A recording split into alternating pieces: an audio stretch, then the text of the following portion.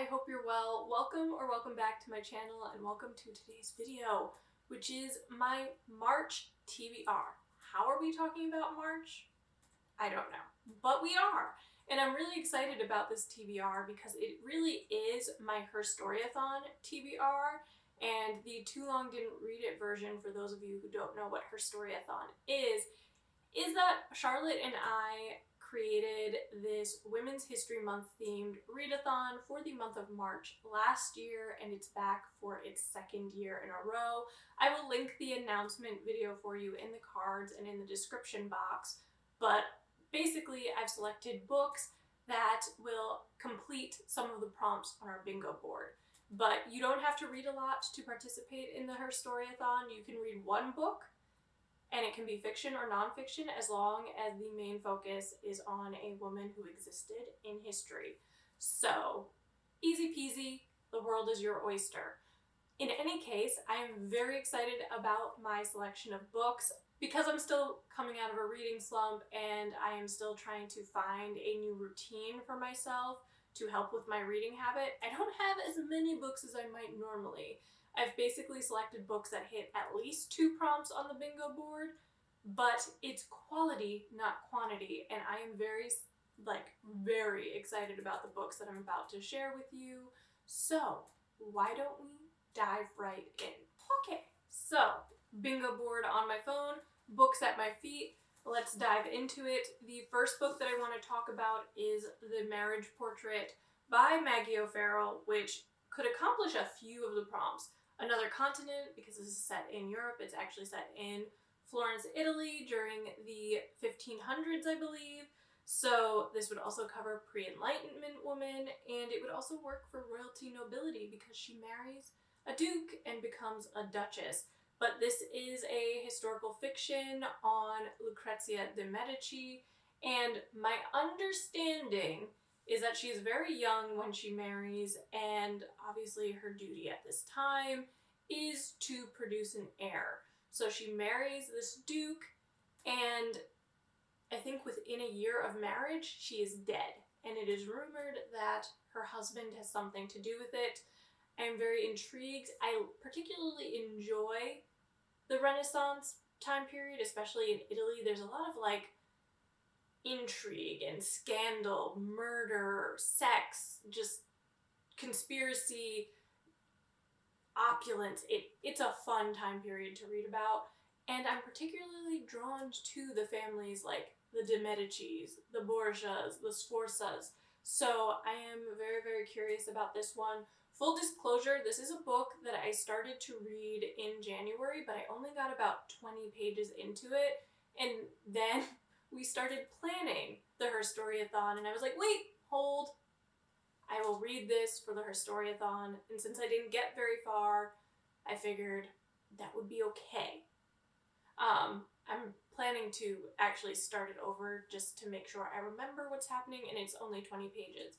But yes, very excited about this because I've heard so many good things about Hamnet, which is the other book by Maggie O'Farrell, and I've actually really heard quite good things about this book as well. So, gonna finish this. Restart and finish it for the Herstoryathon. Okay, so the next book is a recent acquisition, I will say. I picked this up. It was one of my birthday purchases, I believe. It is called Off With Her Head by Eleanor Herman, and this is a book that I'm going to use for a group of women because it just groups women from throughout history into this category of 3,000 years of demonizing women in power. So if I had to define the group, it is women in power throughout history.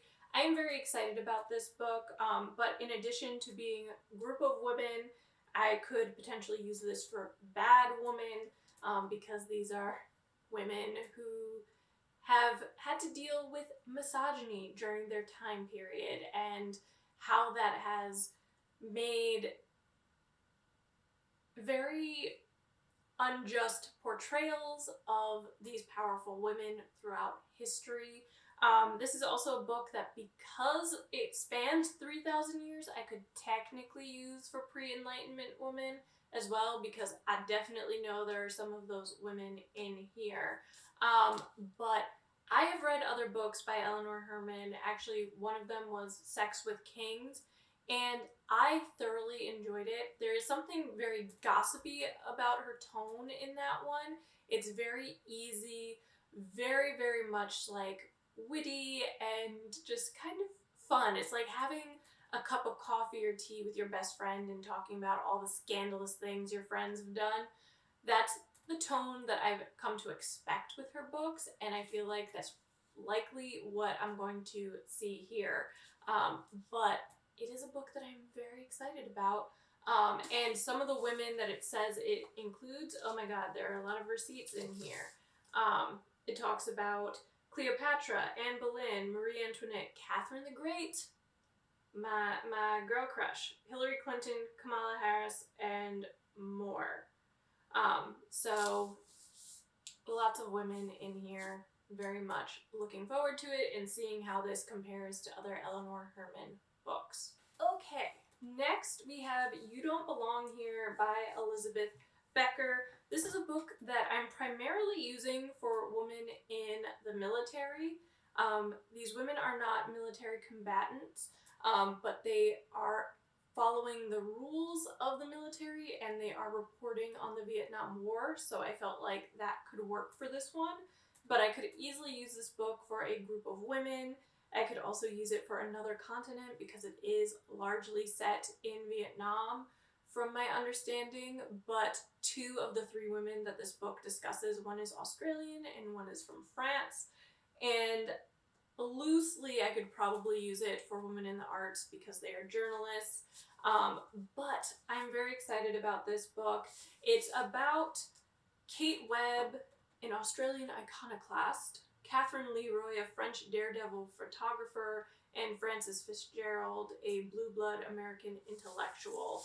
And they all go to Vietnam to report on the war, and like Off With Her Head, these women have to deal with a lot of misogyny and sexism from the military establishment, from their male peers, and are just in harm's way because they are in a war zone reporting, but their reporting is legendary.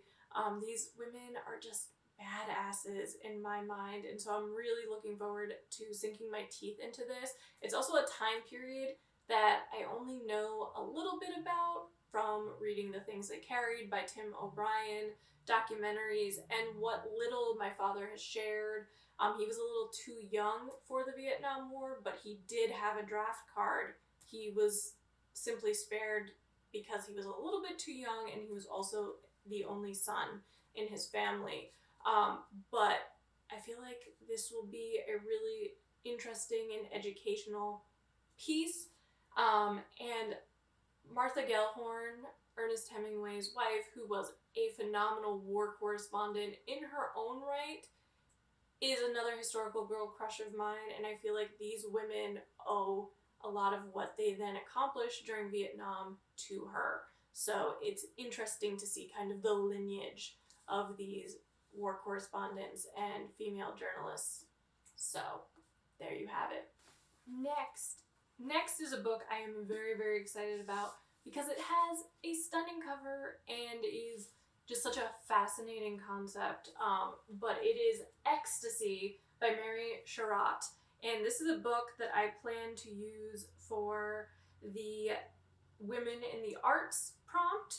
I could also use it for another continent, and yeah, I think that's it as far as categories, but this is about Alma Mahler, who is an Austrian composer, and from a quick Google search, only 17 of her pieces still exist. So basically, she is a young girl who falls head over heels for Gustav Mahler, and he happens to be 20 years older than her, and as a condition for their marriage, he tells her that she has to give up music and composing.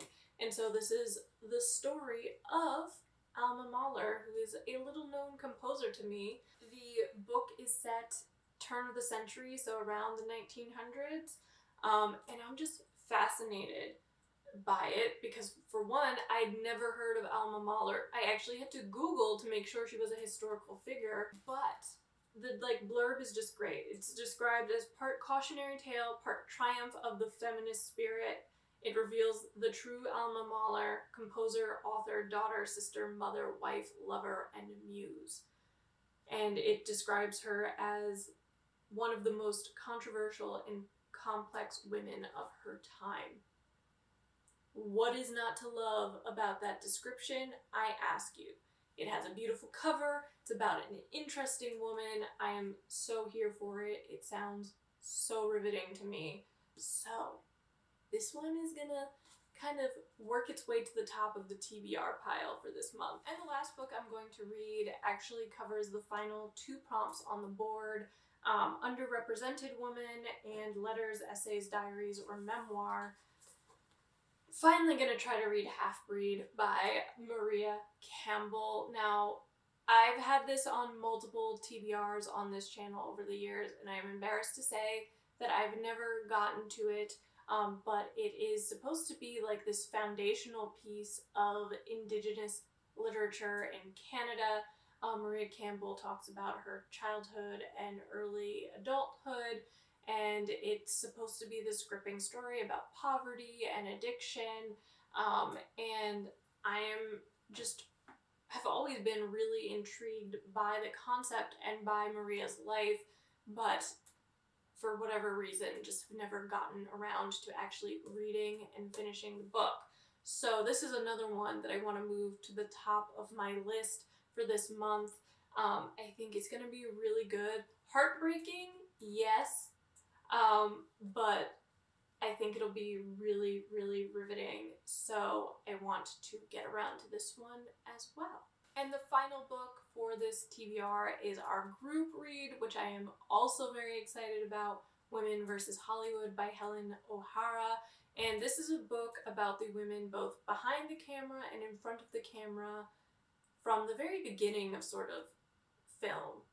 Like the beginning, the origin stories of Hollywood, but how they're often written out of that history and their significance is marginalized.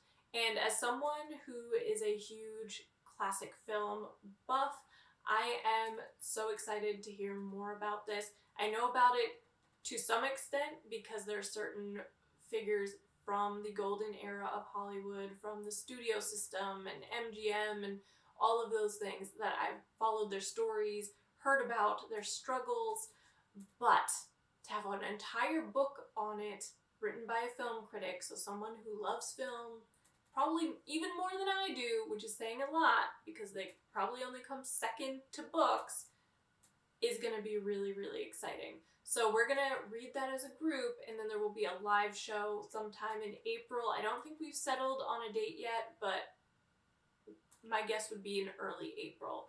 But that is the other book that I'm looking forward to reading. I still have to order it or pick it up from my local bookstore. But yeah, very, very, very excited about that one. Anyway, those are the books that I am trying to read for Herstoryathon and March. As you can see, they are all on theme with Women's History Month, which is one of my favorite months of the year, not gonna lie. Hopefully there's some good recommendations here for you, but I will also link my video from last year where I described some books that would work for Women's History Month. Obviously those had to do with last year's themes, but some of them are applicable here as well. In any case, I really do hope you enjoyed this video, and if you did, be sure to give it a thumbs up, comment, and subscribe because it would mean the world to me and would also help this channel grow and close in on that 1K subscriber number that I am lusting over for no other reason than it's a nice round number and it would be great to see.